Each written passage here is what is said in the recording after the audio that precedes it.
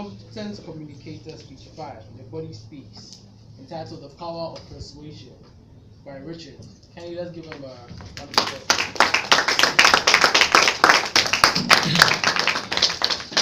Lights.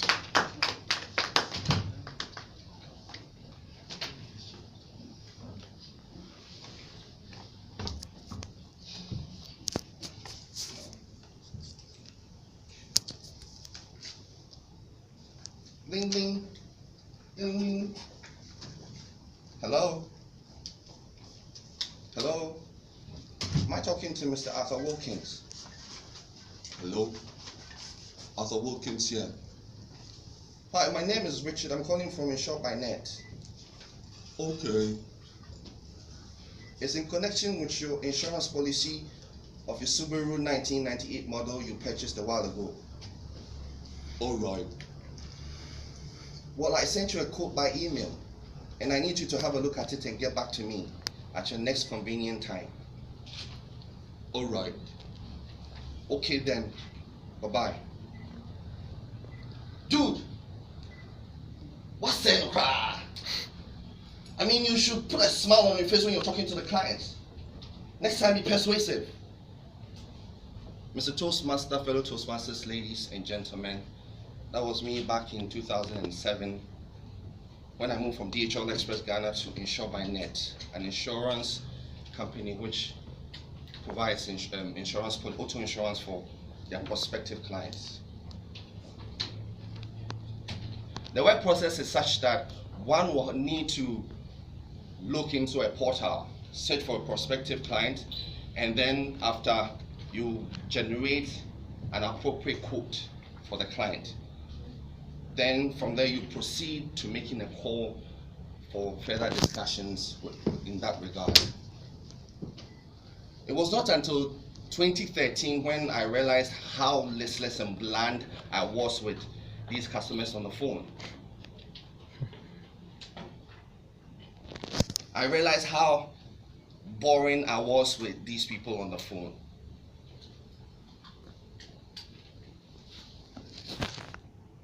Then, one time in a movie I watched, Wolf of Wall Street, the gentleman lost his job, Jordan Belfort. He lost his job working at Wall Street as a stockbroker, and then eventually found another job at Rhode Island, where he traded in penny stocks, simply common stocks which are valued under $1 and then were highly speculative. Around that time, I realized I had gotten or chanced on something. It felt as if a bell rang, ding ding, and a light bulb lit over my head. And then the angels of heaven singing down on me, hallelujah, you know. And then, at that point, I came to that realization. Jordan Belfort got onto the phone with this customer he was trying to trade a stock with. Trade a stock to, that is. And then he went asked, hello, John. How are you doing today? Hello. Hello, I'm doing alright. You sent a postcard in a few weeks back requesting for information about penny stocks which had high upside potential with low minimum risk. Sure, I do. If you have 60 seconds, I'd like to share this idea with you. Got a minute? Sure, go ahead.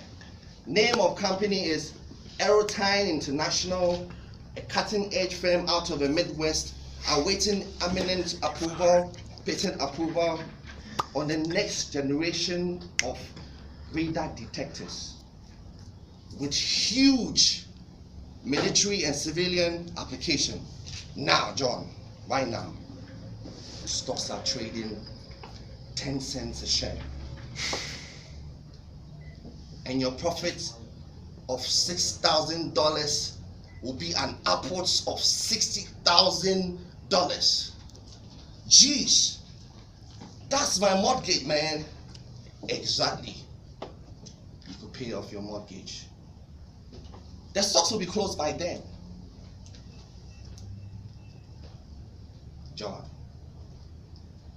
One thing I can promise in this market is that I never ask my clients to judge me on my winners.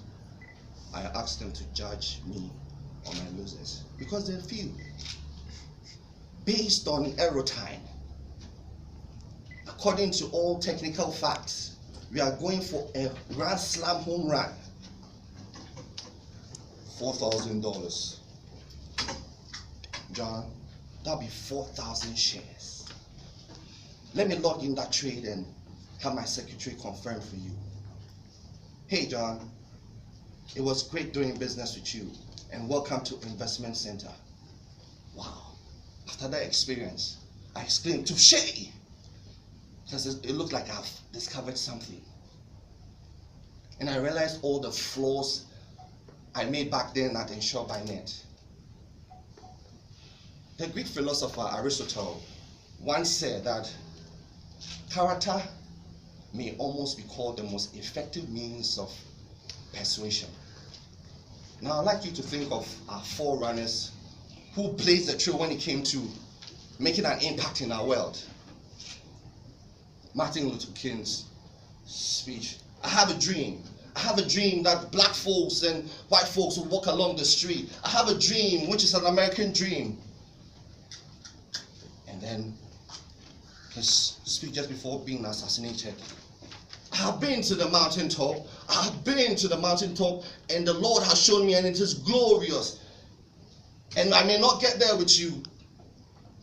Now, let's look at Kwame Nkrumah.